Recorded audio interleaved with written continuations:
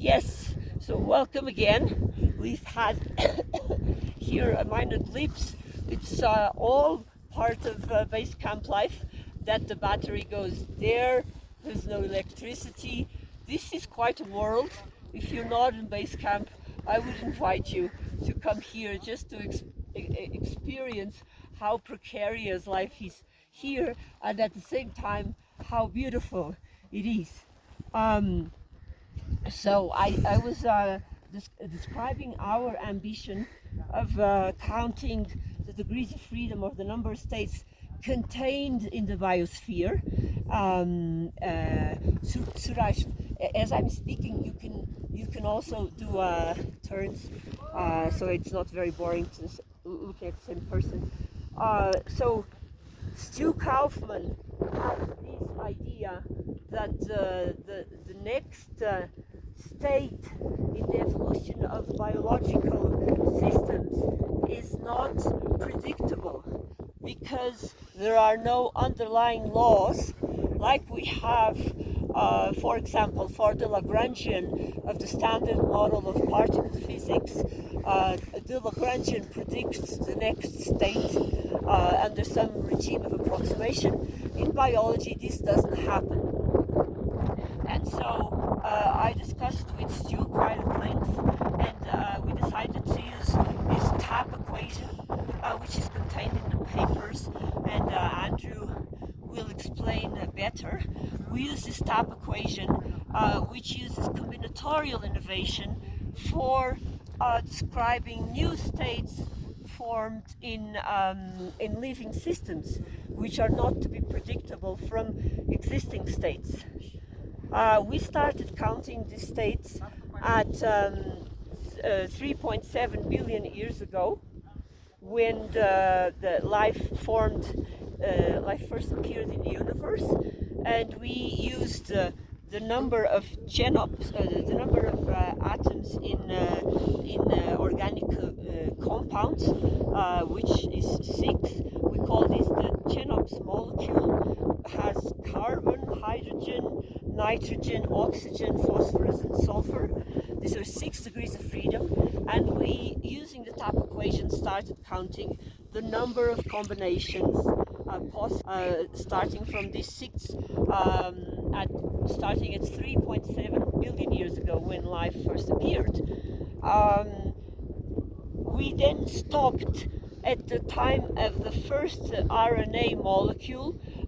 In biology, this is called template synthesis. It is a very important moment, because it is when life first learned to replicate itself based on a code that was stored in the RNA molecule. For computational reasons, we couldn't go any further. We found a number quite astounding already, a number of the number of states contained in the biosphere at the time of the RNA world. This is 3.5 billion years ago. We found a number which is only evocative.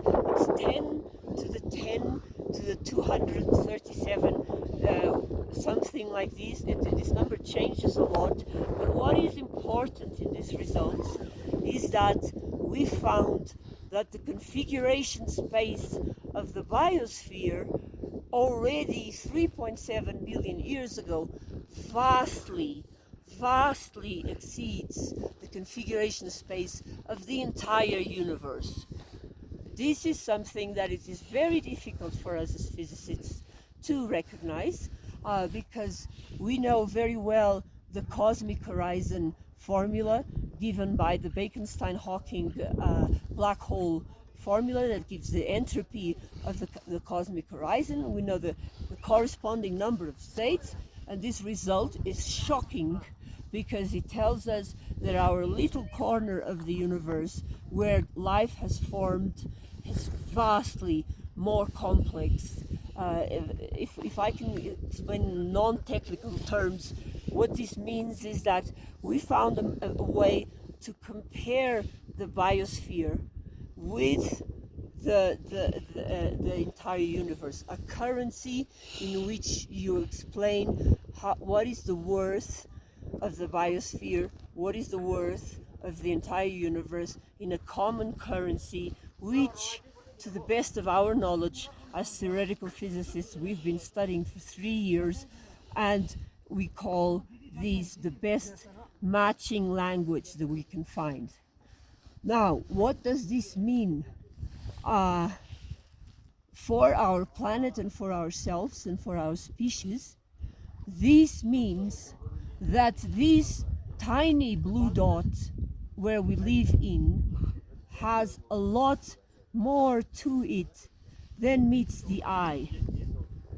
Biology has secrets that we as scientists and as theoretical physicists can try to describe and can try to give value to the life that is developed in our planet, that is unique.